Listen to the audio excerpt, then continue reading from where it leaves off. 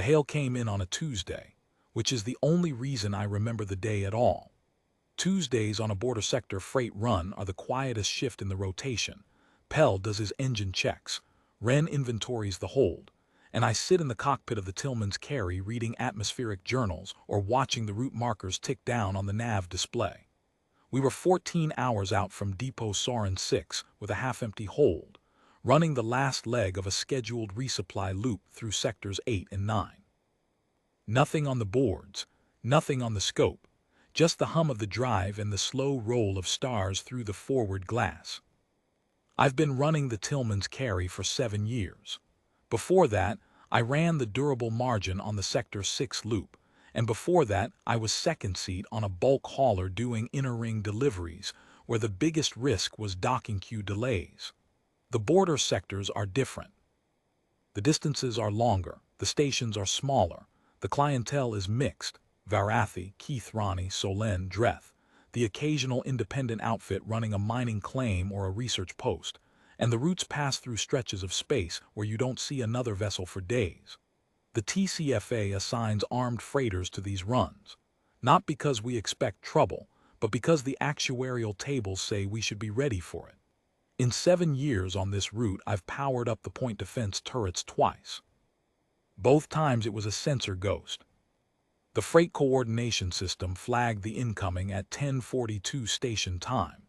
A supply hail, routed through relay Kiva 3, addressed to the commercial resupply queue. I pulled it up on the secondary display and read the manifest header. Requesting facility, remote monitoring station Varath 11, Varathi registration, Sector 9 outer ring, quarterly resupply, standard priority. The manifest itself was short. 6 atmospheric filter cartridges, model VR7, compatible with Varatha standard environmental systems. 40 kilograms of protein supplement, species-specific formulation. 12 data storage crystals, high-density archival grade. 2 canisters of hull sealing compound. 1 replacement humidity regulator, model VR3C. I'd never heard of the station. That wasn't unusual. The border sectors are full of small facilities, listening posts, relay towers, mineral survey huts, atmospheric monitoring rigs that file their resupply requests through commercial relays and never talk to anyone who doesn't bring them cargo. Most of them have 3 or 4 crew. Some have 1.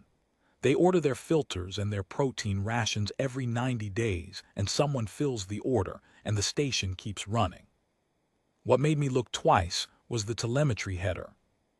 Every freight hail routed through a Terran Commercial Freight Authority relay carries a standard telemetry attachment. It's not optional. When the TCFA acquired its relay network, 340 deprecated relay stations purchased in bulk from various faction surplus depots 12 years ago.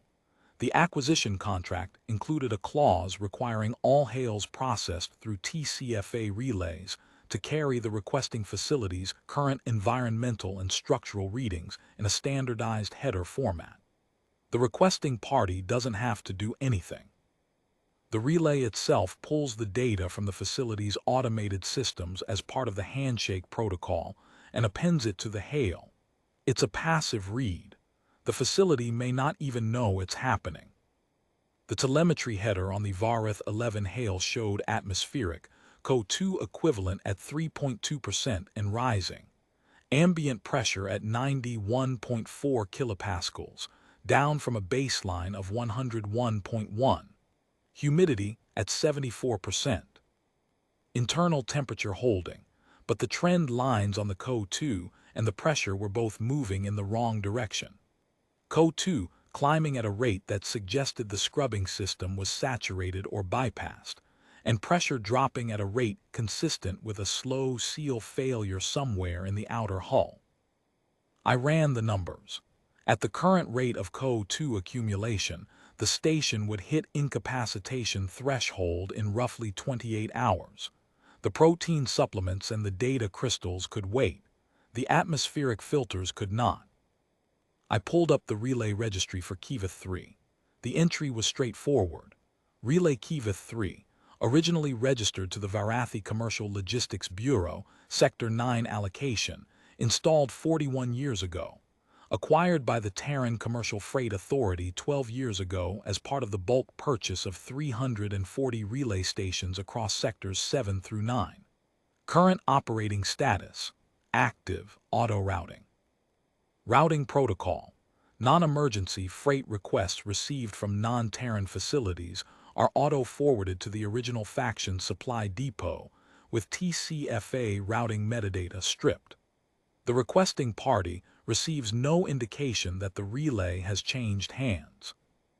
Emergency flagged requests: defined as any hail whose telemetry header shows environmental, structural, or medical readings exceeding TCFA Protocol 7.1 critical thresholds, are flagged for direct dispatch by the nearest available TCFA vessel, with simultaneous notification to the original faction supply depot. I read the protocol entry twice, then I read the telemetry header again. The CO2 was at 3.2%.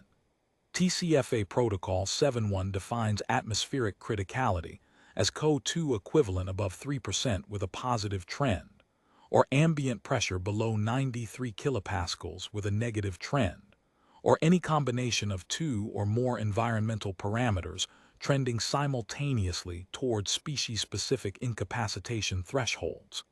The Vareth 11 readings met all three criteria.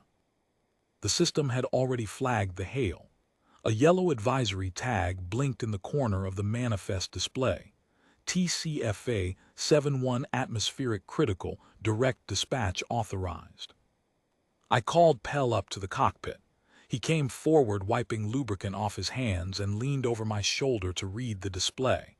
He didn't say anything for a moment. Then he tapped the telemetry readout with one clean finger. "That's a bad pressure slope," he said. "I know. How far?" I checked the nav. 19 hours if we divert now. Pell looked at the manifest again.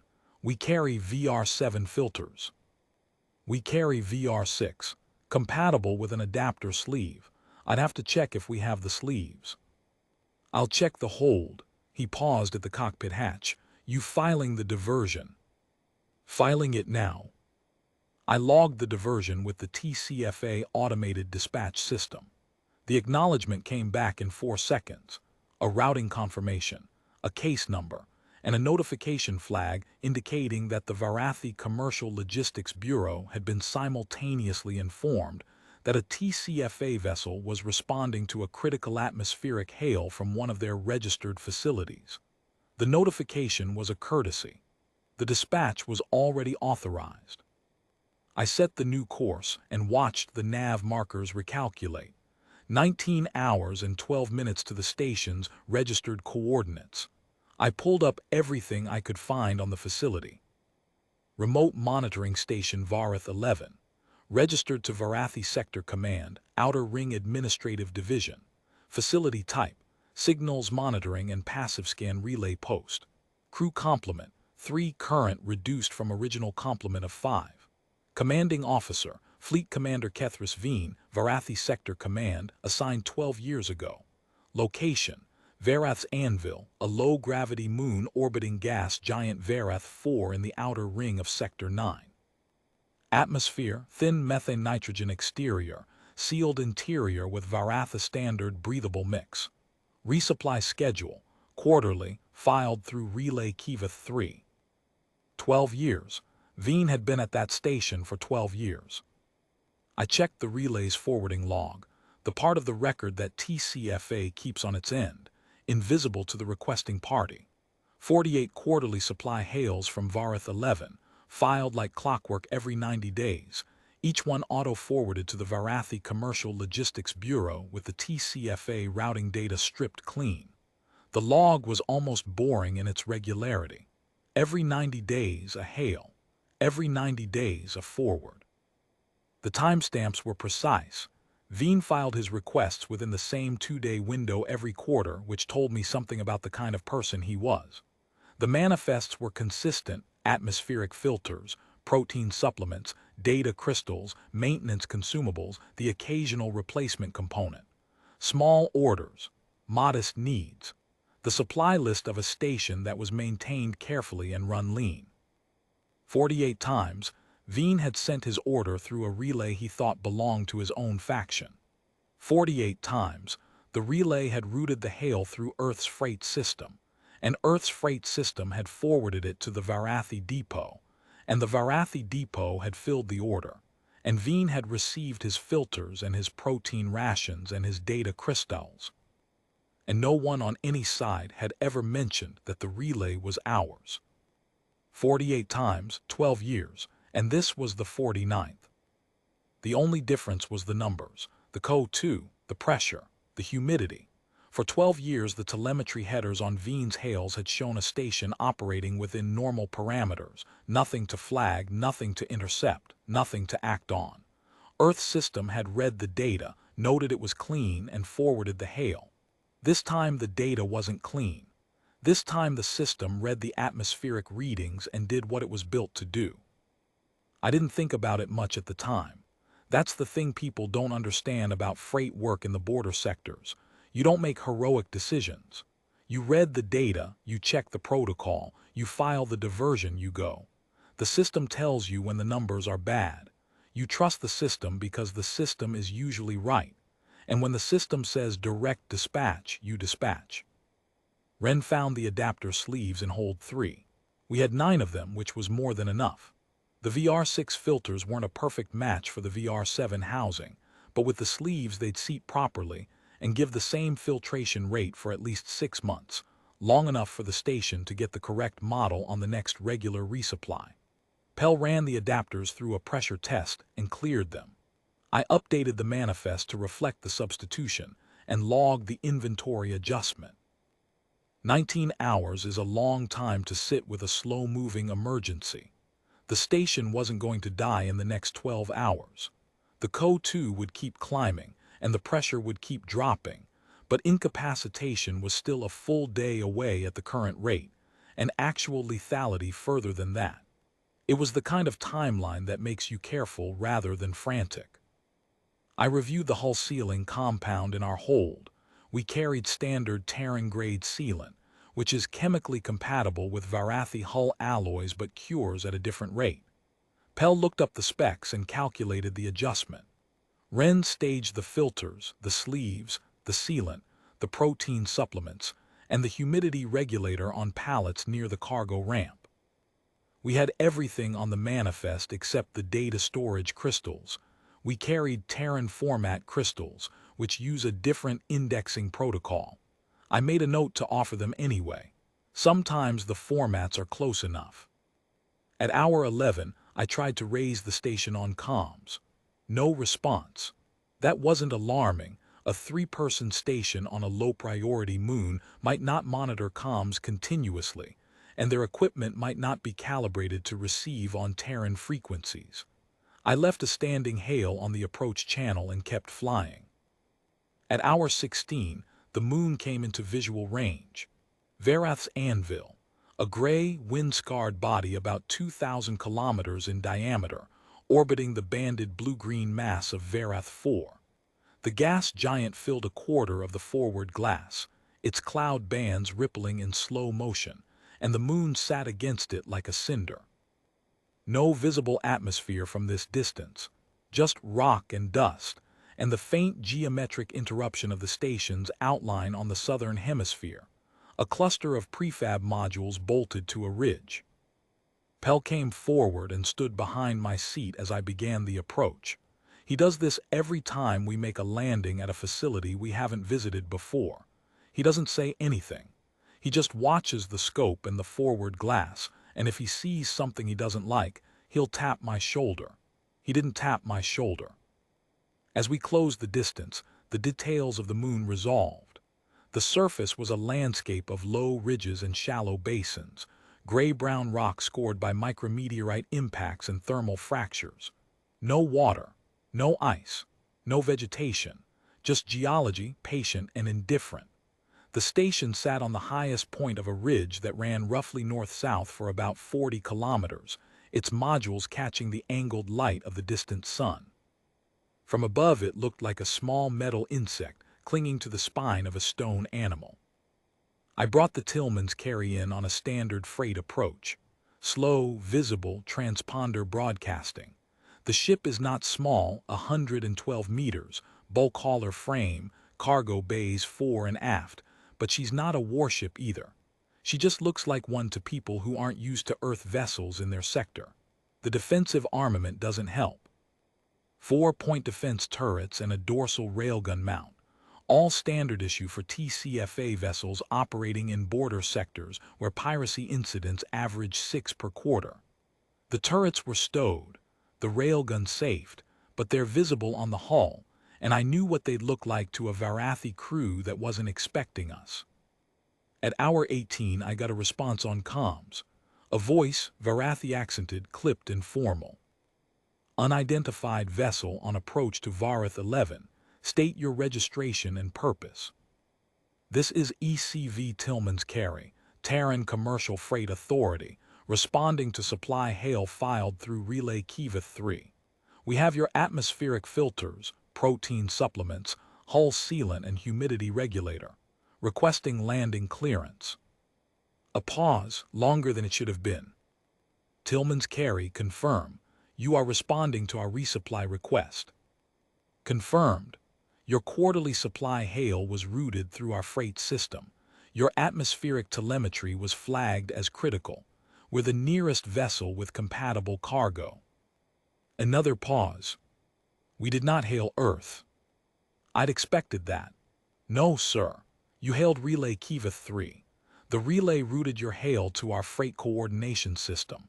I can explain the routing when I'm on the ground, but your CO2 is at 3.2 and climbing, and I'd like to get these filters to you before it gets worse. The pause this time was shorter. Landing clearance granted. Pad 2, it's the one with lights. I brought her down on Pad 2. The landing pad was a flat slab of poured composite on the ridge, cracked at the edges, with 4 marker lights, 2 of which were working. The station itself was a squat collection of interconnected modules, gray-white against the gray rock, with observation slits instead of windows and a communications array on the roof that looked like it had been repaired more than once. Dust blew across the pad in thin gusts. The sky was a pale yellowish gray, the methane-nitrogen atmosphere catching the light of the distant sun, filtered through the gas giant's reflected glow. It wasn't dark. It was a cold, flat, permanent almost noon. Wren had the cargo ramped down before the dust settled. I pulled on my environment suit and stepped out onto the pad. The gravity was low, maybe 0.4 standard, and the suit's boots gripped the composite with a faint magnetic click. The air outside was unbreathable, obviously, but the suit's readout confirmed what the telemetry had suggested. The exterior atmosphere was stable. The problem was inside. The station's airlock was 20 meters from the pad. I walked. The outer door was manual, a heavy wheel lock that hadn't been replaced since the station was built. I turned it, stepped into the lock, waited for the cycle, and stepped into the station. The interior was warm and smelled wrong. Not dangerous, not yet, but the air had a thickness to it, a staleness that my suit's internal sensors registered as CO2 at 3.4%. It had climbed since the hail was filed. The lighting was functional but uneven, overhead panels in the ceiling casting a flat white glow, with 2 of them dark in the corridor ahead.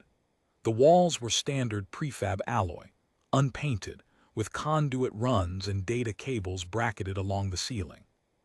The floor was graded metal over utility channels. It was clean. Someone maintained this place. Fleet Commander Kethris Veen was waiting at the end of the corridor. He was tall for a Varathi, close to 2 meters, with the species' characteristic slate blue skin and narrow, angular features. His eyes were a darker blue, set deep under a heavy brow ridge, and they tracked me from the moment I stepped through the inner airlock door.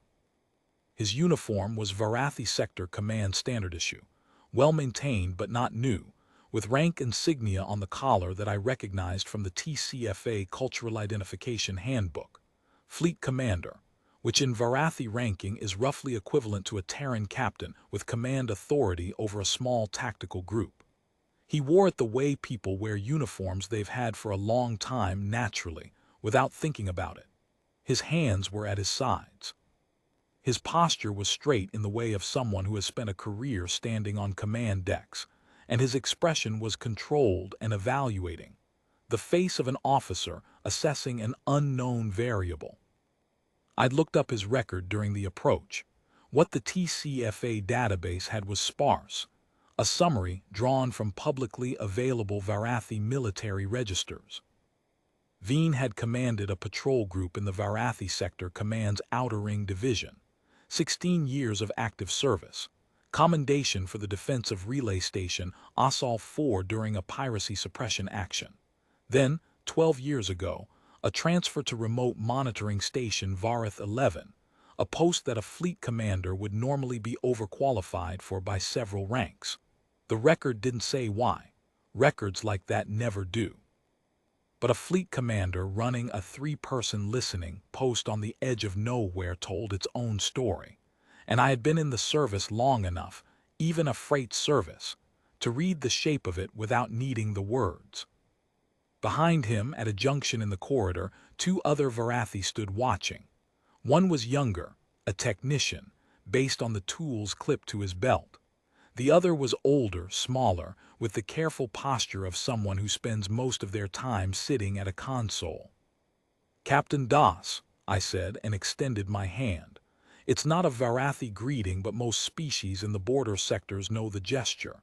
Veen looked at my hand for a moment, then took it. His grip was dry and firm. "Fleet Commander Veen," he said, "I will be direct. We filed a resupply request to our supply depot through our commercial relay. We did not file a request to Earth. I do not understand why an Earth vessel is standing on my landing pad." "I understand the confusion," I said. "May I show you something on your comms console?" He studied me for another moment. Then he turned and led me down the corridor. The 2 staff members stepped aside as we passed. The technician, Salvan, I learned later, gave me a look that was more curious than hostile. The older one, Thel, didn't look at me at all. She looked at the filters visible through the open cargo ramp of the Tillman's Carry, visible through the observation slit at the end of the corridor. The operations room was small. 4 consoles arranged in a semicircle facing a bank of displays that showed atmospheric data, structural integrity readings, and a passive scan feed from the station's sensor array. One console was clearly the comms station. It had the relay interface panel and the hail log display.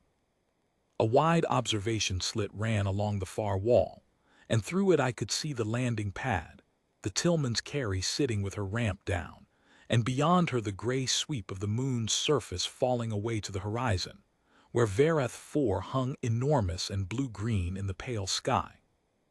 The room was tidy. The consoles were clean. There were no personal effects visible, no photographs, no decorations, no clutter. On the wall behind the comm station, a small rack held rows of data storage crystals, each one labeled with a date range in Varathi script. There were a lot of them, years' worth. Veen gestured me toward the comms console. I sat down. The chair was sized for Varathi proportions, slightly too tall, and pulled up the relay interface. "May I access your relay routing data?" I asked. Veen nodded. I entered the query. The display showed the routing path of the station's most recent supply hail, filed by Station Varath 11, transmitted to Relay Kiva 3. Relay Kiva 3 routing, Terran Commercial Freight Authority, Sector 9 Freight Coordination, case number TCF 948117. Status: flagged TCFA Protocol 71 atmospheric critical, direct dispatch authorized. Dispatched vessel, ECV Tillman's Carry. Veen read the display. He read it again. "Relay Kiva 3 is a Varathi commercial relay," he said. "It has been in our logistics network since before this station was built." "It was," I said. 12 years ago, the Terran Commercial Freight Authority purchased 340 relay stations in sectors 7 through 9 from various faction surplus depots. Kiva 3 was part of that purchase. It was acquired from the Varathi Commercial Logistics Bureau as part of a lot of 62 relays that the Bureau listed as deprecated surplus. Veen stood very still. Deprecated surplus. The Bureau's records show Kiva 3 was reclassified as surplus 19 years ago, after the Sector 9 relay network was restructured. When the new relay grid went in, the Kiva 7 series, higher bandwidth, better coverage, the old Kiva 3 units were delisted from active service and put into the Bureau's surplus inventory. Most of the stations using them were migrated to the new grid. Some weren't. Your station was one of the ones that weren't. It continued using Kiva 3 on its legacy assignment. The Bureau listed it for sale 8 years after the restructuring. The TCFA purchased it. I was assigned to this station 12 years ago, Veen said. His voice was level, but something in it had shifted, a faint tightness, like a wire drawn one notch past comfortable. I have filed quarterly resupply requests through Relay Kiva 3 every 90 days since I arrived. 48 requests. I have received supplies in response to every one of them. Yes, I said. The TCFA's standard protocol for non-emergency hails received from non-Terran facilities through purchased relays is auto-forwarding. Your supply requests were received by our freight system. The TCFA routing metadata was stripped, and the hails were forwarded to the Varathi Commercial Logistics Bureau for fulfillment. Your depot filled the orders. You received the supplies. The relay's change of ownership was invisible to both ends. For 12 years. For 12 years. Veen looked at the display. The routing path was still on the screen, his supply hail, traveling from his station through an Earth-owned relay to an Earth freight office, and then being forwarded quietly to his own faction's depot. 48 times. Why did Earth not forward this request as well? He asked. I pointed to the telemetry readout on the adjacent display. Your atmospheric data, CO2 at 3.2% and rising, ambient pressure dropping. The relay's handshake protocol pulled your environmental readings when it processed the hail, and the readings exceeded our critical thresholds. TCFA Protocol 7.1 authorizes direct dispatch when the telemetry indicates an environmental emergency. The system flagged your hail. I was the nearest vessel with compatible cargo, and I diverted. Veen looked at the atmospheric readout. He didn't seem surprised by the numbers. He seemed, if anything, slightly resigned. The scrubbers are saturated, he said. They have been for 11 days. The filters are overdue. Your hail was filed on schedule, 90 days. The filters degraded faster than expected. I was aware of the timeline. I had calculated that we had sufficient margin. Your margin was 28 hours when the hail reached us. It's less now. Veen said nothing for a moment. Then he turned to the corridor and raised his voice slightly. Salvan. The technician appeared at the hatch. Commander. Captain Das has brought atmospheric filters. Assist her crew with the installation. Salvan looked at me, then at Veen, then nodded and headed for the airlock without another word. I called Pell on the suit comm and told him to start unloading the filter pallets. Ren was already staging them. The next 6 hours were work. Good, simple, physical work. The kind of thing that freight crews do that nobody thinks about when they think about freight crews. Pell and Salvan pulled the old filter cartridges from the station's atmospheric processing unit, a machine the size of a ground vehicle bolted into the utility bay beneath the operations room. The unit was Varatha manufactured, about 30 years old, and built with the over-engineered solidity that characterizes most Varathi infrastructure. Heavy alloy housing, redundant mounting points, access panels that required a specific sequence of releases to open. Salvan knew the sequence by heart and walked Pell through it without being asked. The old cartridges were black, saturated beyond recovery. Their filtration media collapsed into dense cakes of trapped particulate. Each one weighed nearly twice what a fresh cartridge should, heavy with the accumulated chemistry of months past their service life. Salvan had been hand-cleaning them on a rotating schedule to extend their life, removing each cartridge, scraping the surface deposits, flushing the media with compressed air from the station's reserve tanks, and reinstalling it, which explained how the station had kept running for 11 days past the point where the filters should have failed completely.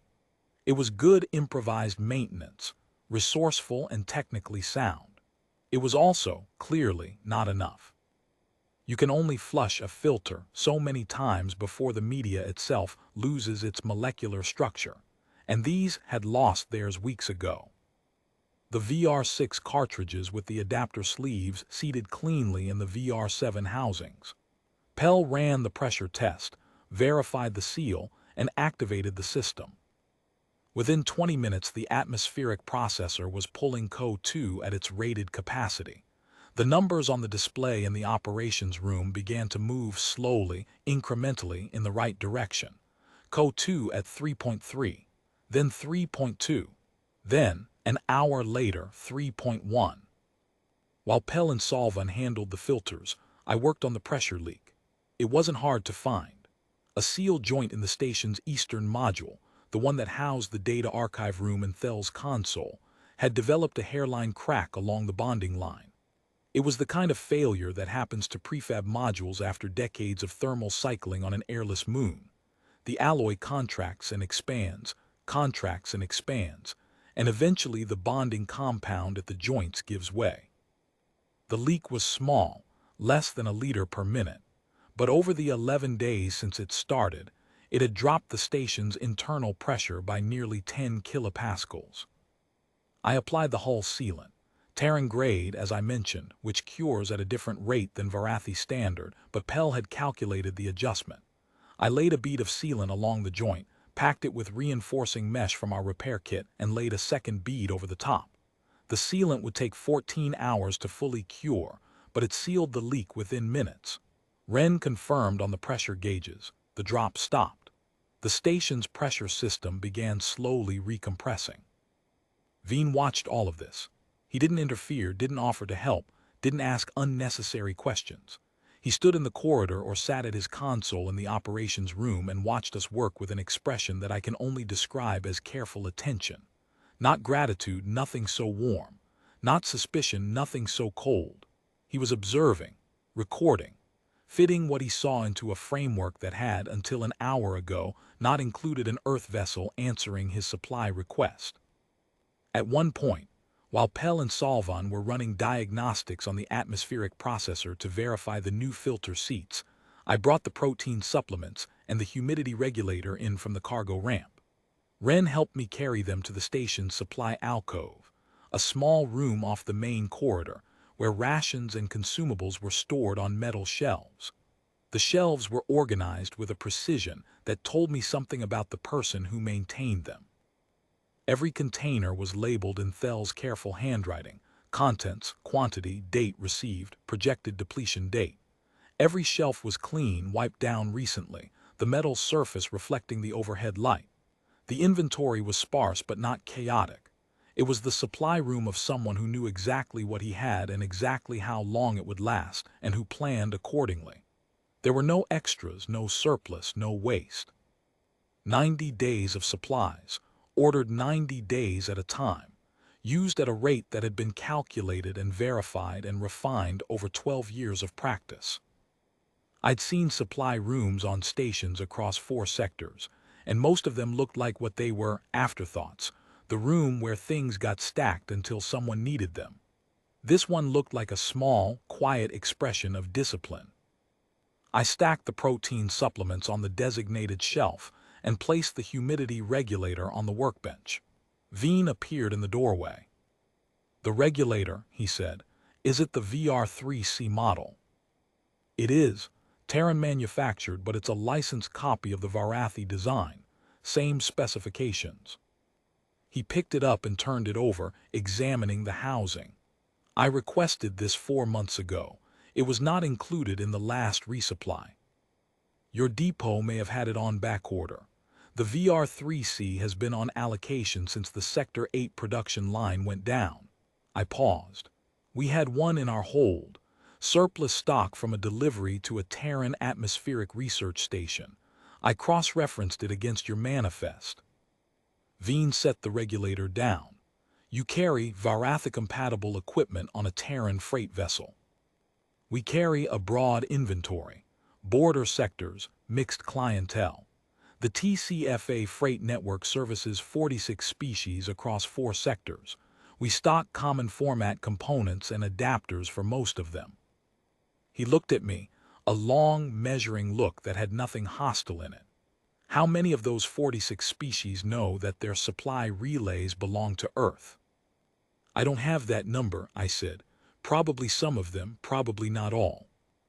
Veen nodded slowly. He didn't say anything else. He picked up the humidity regulator and carried it to the atmospheric processing bay to install it himself. The data archive room was the last thing. Thel, the older Varathi, the one who hadn't looked at me when I arrived, was the station's archivist. Her console faced a wall of data storage crystals, each one labeled with a date range. The crystals ran from left to right, top to bottom, covering 19 years, the full span of the station's operation. 12 years of those were Veen's assignment. 9 years before that were someone else's.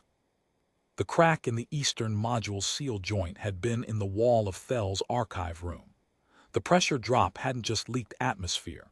It had introduced humidity and fine particulates from the exterior environment into the room over 11 days. The methane-nitrogen atmosphere of Varath's anvil is not violently corrosive, but it is not clean either. Trace sulfur compounds and silicate dust, carried in on the pressure differential, had settled on the storage crystals closest to the leak, the ones covering the first 9 years of Veen's assignment. Thel had discovered the contamination 3 days before we arrived. She had told Veen. Veen had told no one. I learned this because Pell, checking the environmental readings in the archive room after the seal was patched, noticed the localized contamination pattern on his handheld scanner. He called me in. I looked at the crystals. The ones nearest the leak had a faint discoloration on their housings, a fine gray-yellow film of deposited particulate, barely visible unless you knew what you were looking for. The ones farther from the leak were clean. The contamination followed a gradient heaviest at the crack, fatting over a distance of about 2 meters, covering roughly the first third of the rack. How many are affected? I asked Thel. She was standing at the edge of the room with her hands folded. She was older than Veen, old enough that the slate blue of her skin had faded to a pale gray at the temples and the backs of her hands. Her eyes were dark and very steady, and she had the bearing of someone who has spent most of her life in rooms like this one, small, quiet rooms full of indexed information. 41 crystals, she said, covering the period from Commander Veen's arrival through the end of his 9th year. What's on them? Signal, she said. Passive scan recordings from the station's sensor array. Commander Veen catalogs the signal traffic through this sector. Every transmission, every bounce, every stray emission that the array picks up, commercial traffic, navigation beacons, military comms, unidentified bursts, natural phenomena. He indexes them by origin, frequency, duration, and content type, cross-references them against known sources, notes anomalies. The archive is his work. It is the most complete record of signal activity in the Sector 9 outer ring that exists in any database, Varathi or otherwise. 41 crystals, 9 years of recordings. I looked at the rack, the labeled date ranges, the careful handwriting, the neat rows. Each crystal represented 90 days of patient listening. Each one held thousands of indexed entries, catalogued by a man who had chosen to spend 12 years on a gray moon recording the radio traffic of an empty stretch of space. What's the damage? I asked Pell. He ran the scanner over one of the affected crystals without removing it from the rack. Surface contamination. Sulfur compound deposits on the crystal housing. The indexing layer is the most vulnerable, it's the outermost data surface. If the contaminants have penetrated the housing seal, the indexing could be partially or fully degraded. The core data might be intact, but without the indexing layer, retrieval would be non-trivial. Can you clean them? I can clean the housings. I can't restore a degraded indexing layer. That's a specialized process. You'd need a Varathi data recovery facility. Thel's expression didn't change. She had known. I went to find Veen. He was in the atmospheric processing bay, installing the humidity regulator with the careful, unhurried movements of someone who has done this kind of maintenance many times. Salvan was beside him, holding a calibration tool.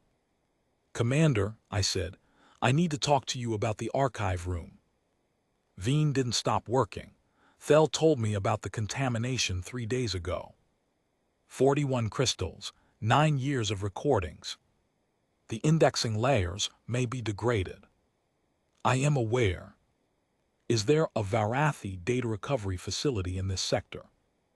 Veen fitted the regulator into its housing and tightened the mounting bolts with a calibration wrench that Salvan handed him without being asked. The two of them worked together with the ease of people who have shared a small space for years. The nearest facility capable of crystal layer recovery is at Varathi Central Archives on Korath Prime, Sector 4. It would take 8 months to ship the crystals there and 8 months to ship them back, assuming the facility accepts non-military work, which it may not. The archive is not classified and has no military priority. It is a personal research project conducted on sector command equipment during assigned duty hours, with tacit approval from my commanding officer. Tacit approval does not translate to funded data recovery. The core data might still be intact, I said, if the indexing can be rebuilt. Captain, Veen turned to face me. His hands were clean. He'd wiped them on a maintenance cloth before picking up the wrench, and he held them at his sides in the posture of a man who is choosing his words with the same precision he applied to the mounting bolts. His expression was the same carefully controlled evaluation he had maintained since I arrived, but something in it had settled, a resignation that wasn't defeat, exactly. It was the look of a person who has already done the math. I have cataloged the signal traffic through this sector for 12 years. The first 9 years of that work are on those crystals. I knew the seal was failing. I calculated the atmospheric timeline and judged that we could hold until the resupply arrived. I did not calculate the contamination risk to the archive. That was my error. He said it flatly. No drama, no self-pity. A statement of fact followed by accountability. I recognized the register. I've heard it from Terran officers who have been in command long enough to stop flinching at their own mistakes. The recent 3 years are clean, I asked. Thel confirmed it this morning. The crystals from year 10 forward are outside the contamination zone, intact. Then you have 3 years of indexed recordings and 9 years of potentially recoverable raw data. Potentially. I looked at him. He looked back. Neither of us said anything about the weight of that word. Pell spent the next 2 hours cleaning the contaminated crystal housings with a fine solvent from our repair kit. He couldn't do anything about the indexing layers. That was beyond our equipment and his expertise.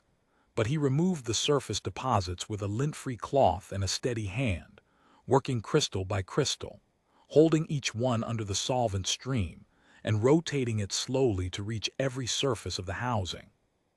Then he sealed each crystal in a static-proof sleeve from our data transport stock, labeled it with the original date range copied from Thel's handwriting, and placed it back on the rack.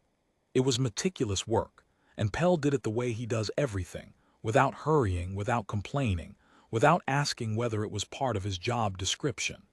If the crystals were eventually sent to a recovery facility, they'd arrive in the best condition we could manage.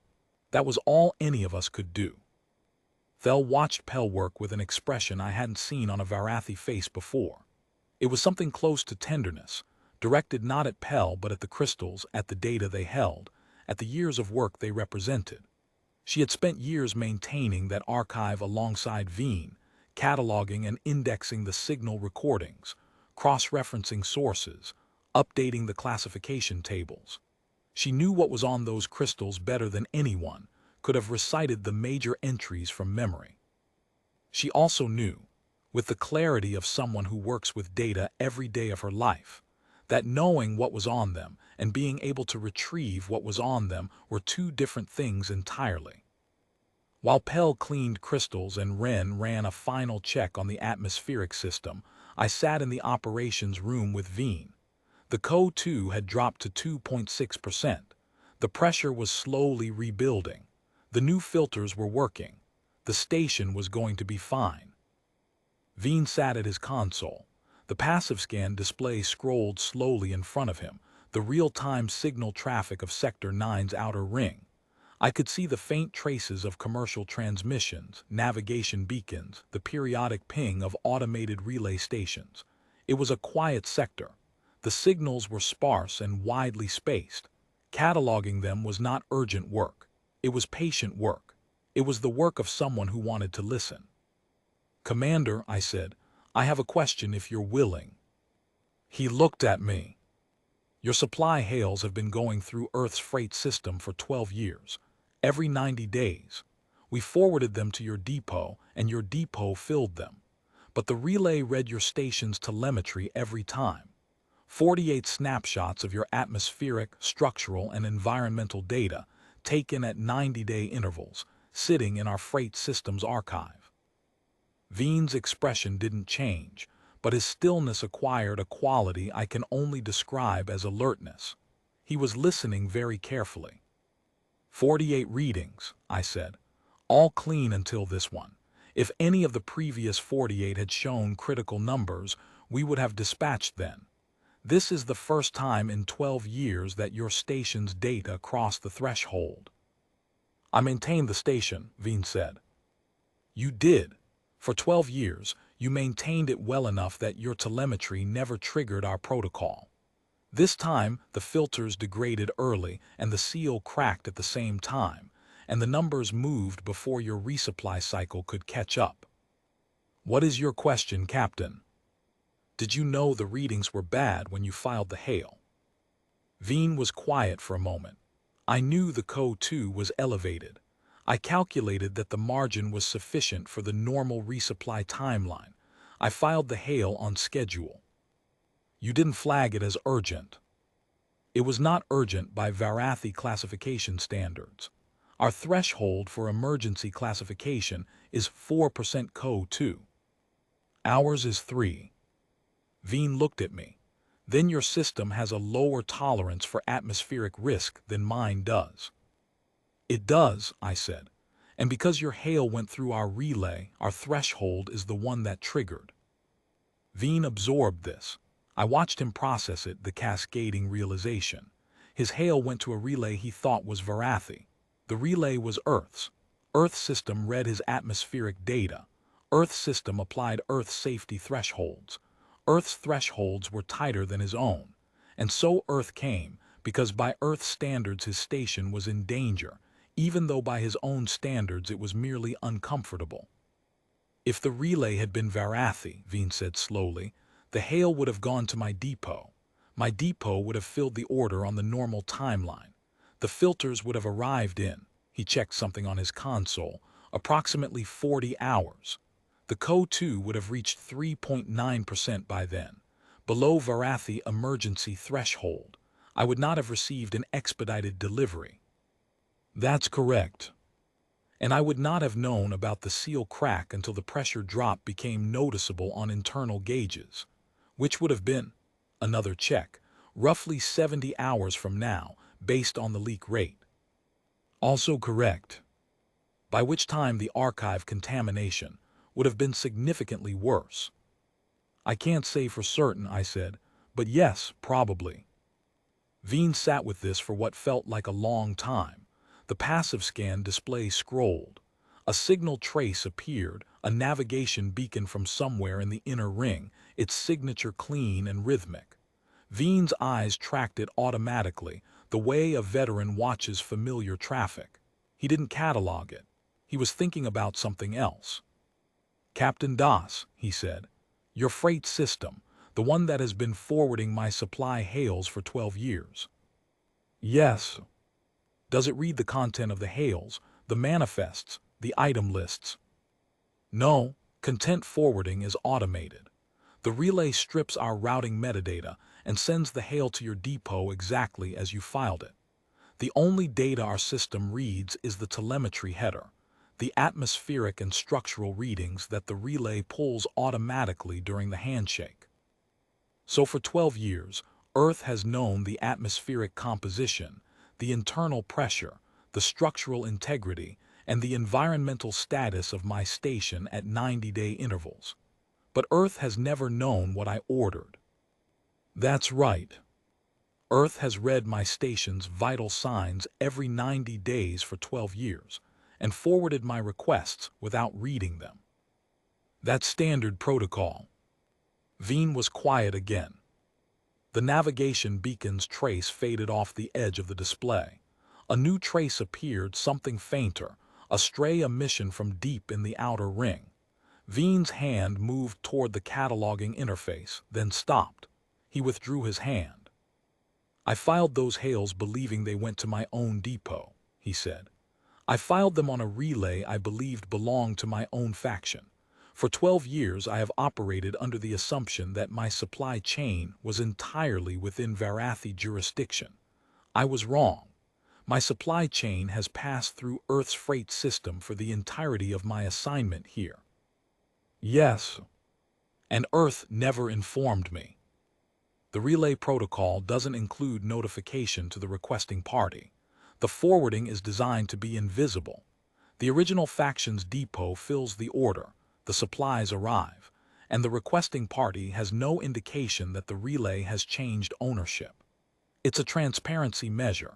The TCFA didn't want to disrupt existing supply chains when it acquired the relay network. Veen considered this. A transparency measure, he repeated, and the way he said it carried a weight that wasn't quite irony and wasn't quite appreciation. It was something in between, the recognition that someone had designed a system specifically so that he would never notice, and the recognition that the system had worked exactly as designed for 12 years, and the recognition that the only reason he was noticing now was that his air was failing and Earth's safety threshold was tighter than his own. My hails, he said, all 48 of them, they are in your freight system's archive. The routing records are timestamps, relay identifiers, telemetry snapshots, not the manifest content. 48 readings of my station's atmosphere, temperature, pressure, structural integrity, taken every 90 days for 12 years. That's correct. Veen looked at the passive scan display, at the data crystals on the wall behind the comms console, at the observation slit through which the Tillman's Carey sat on the cracked landing pad with her ramp down and her defensive turrets stowed, a freight vessel with guns on her hull and atmospheric filters in her hold. Commander Veen, I said, I need to file my delivery manifest before I depart. Is there anything else on your supply list that we might be able to fill from our inventory? He looked at me. You carry Varatha format data storage crystals. Terran format, different indexing protocol, but if your system can reformat them, they'd work as blank media. Thel can reformat them. How many do you have? I checked with Ren on comms. 16, high-density archival grade. Veen nodded. I'll take them. I added the crystals to the manifest. Ren brought them in from the hold and gave them to Thel, who accepted them with a nod and carried them to the archive room. 16 blank crystals, enough to hold roughly 2 years of signal recordings at the station's cataloging density. They would sit on the rack next to the contaminated ones, the clean future beside the damaged past. I filed the delivery manifest from the station's comms console with Veen's permission.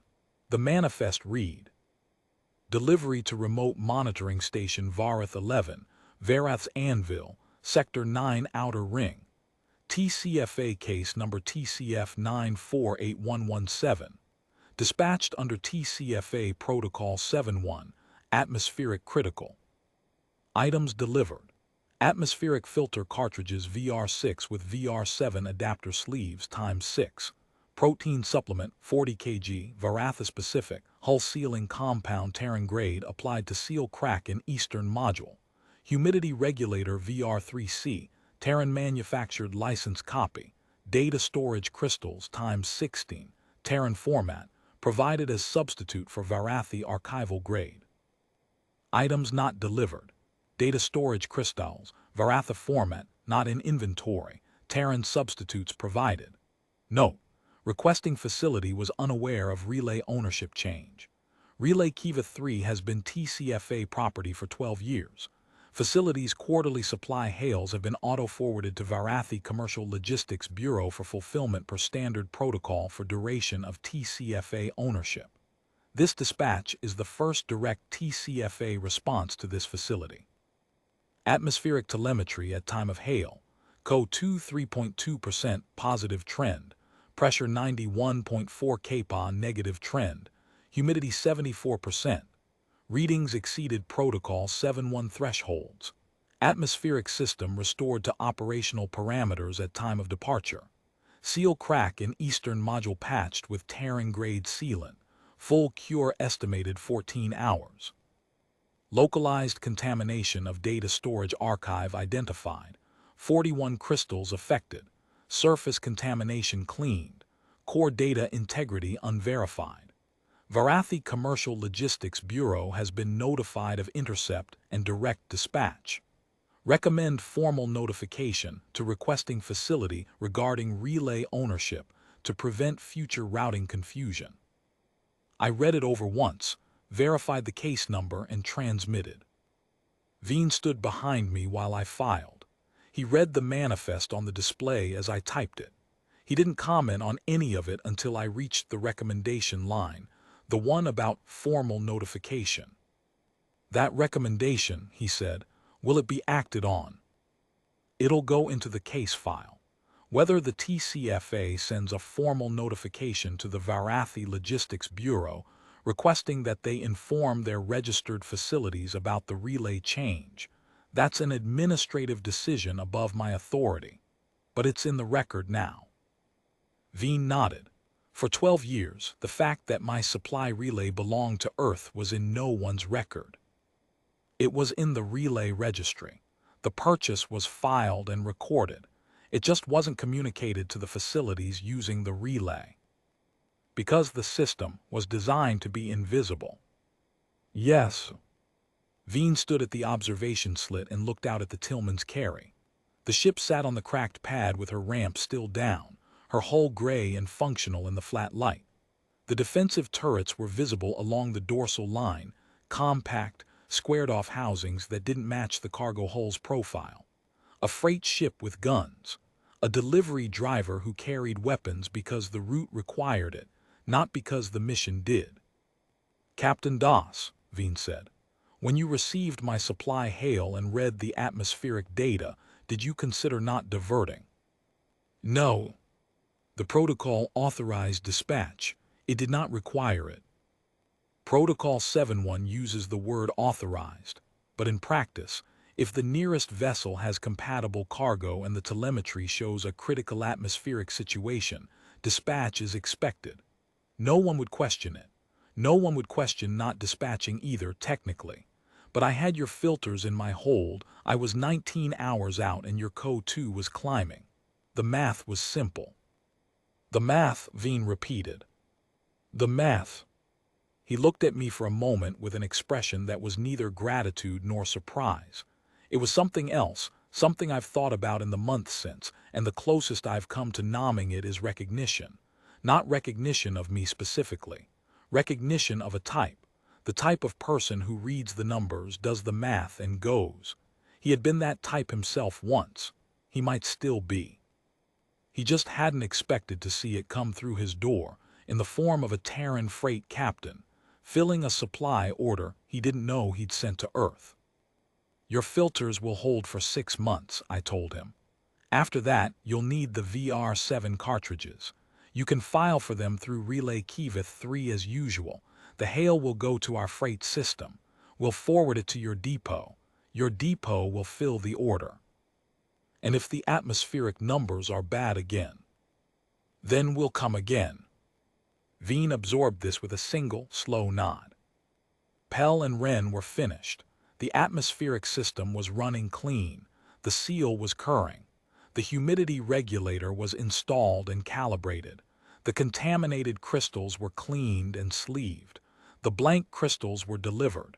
There was nothing left to do. I shook Veen's hand again at the airlock. Solvan was there too, and he offered me a Varathi acknowledgement, a slight bow with one hand pressed flat against his sternum. Thel was not present. She was in the archive room, reformatting the first of the Terran data crystals. "Commander," I said, "one more thing. Your freight system will still route through Kiva 3. If you'd prefer to contact your sector command and request a different relay, one that's still Varathi-owned, that's your prerogative. We'd stop receiving your telemetry. Your hails would go directly to your depot without passing through our system." Veen looked at me. "And if I continue using Kiva 3? "Then your hails will continue going through our system. We'll continue forwarding them to your depot, and we'll continue reading your telemetry. Every 90 days. Every 90 days. Your atmospheric readings, your pressure, your structural integrity. Machine read. No human eyes on the content, just the numbers." Veen was quiet for a moment. Outside the observation slit, the Tillman's Carey sat on the pad, her hull catching the flat light, her ramp still down. A delivery ship on a cracked landing pad at the edge of the sector. Nothing dramatic about it. Nothing dramatic about any of it. Veen said nothing. But he didn't say he would switch relays, and his expression, that careful, evaluating look, had shifted into something that might, in a Varathi, have been the beginning of a decision already made. I walked back to the Tillman's Carey across the cracked landing pad. The gravity was still low, the sky was still pale, and the gas giant still hung enormous and blue-green over the ridge. The dust blew in thin gusts against my suit's visor. I paused at the foot of the ramp and looked back at the station. From out here it was just a cluster of alloy modules on a rock, unremarkable, functional. The kind of facility that exists in the margins of every sector, doing work that no one notices until it stops being done. A small metal thing on a gray ridge, with 3 people inside and 12 years of careful listening, stored on data crystals that might or might not be recoverable. I climbed the ramp, sealed it, cycled through our own airlock, and sat down in the cockpit. Pell was already in the engineer's seat, running the pre-departure checklist. Wren had secured the hold and was reviewing the inventory adjustment log. The Tillman's Carey felt the way she always feels after a delivery, a little lighter in the hold, a little quieter in the corridors, the satisfying emptiness of a job completed. I powered up the drive, requested departure clearance from the station. Solvan's voice, this time calm and professional, with a formality that hadn't been there when we arrived, and lifted off pad 2. The Tillman's Carey climbed away from Varath's anvil on a standard freight departure profile. Below us, the station shrank to a cluster of gray-white modules on a gray ridge. The observation slits were dark. The comms array on the roof caught the light for a moment, then fell below the horizon. I set course for Depot Sarin 6 and resumed the scheduled freight run. The nav markers recalculated. 14 hours to the next waypoint. I pulled up the atmospheric journals I'd been reading before the hail came in and found my place. Pell looked over at me. "Think he'll switch relays?" "No," I said. Pell nodded. He didn't ask how I knew. He went back to his engine checks. I filed a supplemental note to the case record that evening after dinner, while Wren was on watch and Pell was asleep. It was a short note, added to the remarks section of case TCF 948117. Supplemental Captain E. Das, ECV Tillman's Carey. Facility Commander Fleet Commander K. Veen, Varathi Sector Command, has been informed of relay ownership change. Commander Veen was not previously aware that Relay Kiva 3 has been TCFA property for 12 years, or that his quarterly supply hails have been processed through Earth's freight system. Commander Veen expressed no objection to continued routing through Kiva 3. Atmospheric and structural repairs completed. Facility operational at time of departure. Recommend continued telemetry monitoring at standard 90-day intervals. No further action requested at this time. I logged it and closed the case. Somewhere behind us, 19 hours away by freight drive, a Varathi fleet commander was sitting at his console on a gray moon, watching signals drift through Sector 9's outer ring. His air was clean, his pressure was holding, his seal was curring. 41 data crystals sat in static-proof sleeves, waiting for a recovery process that might never come. 16 blank Terran crystals sat on the rack beside them, freshly formatted, ready to record. In 90 days, his station's automated systems would compose a quarterly supply hail. The hail would transmit to Relay Kiva 3, the way it always had. The relay would route it to the Terran Commercial Freight Authority's Sector 9 Freight Coordination Office. The system would read the telemetry header, note the atmospheric and structural readings, and if the numbers were clean, forward the hail to the Varathi Commercial Logistics Bureau for fulfillment. The routing metadata would be stripped. The depot would fill the order, the supplies would arrive, and Kethris Veen would receive his filters and his protein rations and his data crystals, the way he always had. The only difference in 12 years of quarterly supply hails was that now he would know where the relay sent them first. I closed my journal, dimmed the cockpit lights, and watched the route markers tick down. Tuesday was almost over. It had been a delivery. The numbers had been bad and I had gone, and the numbers were better now. That was the whole story. No heroics, no drama. Just a freight captain who read a telemetry header and did the math, and an atmospheric processing unit running on fresh filters, and a Varathi fleet commander on a gray moon who had learned, after 12 years, the name of the system that had been watching his air. The system worked the way it was supposed to work. Kiva 3 was still listening. The next hail would come in 90 days. I'd be in the sector,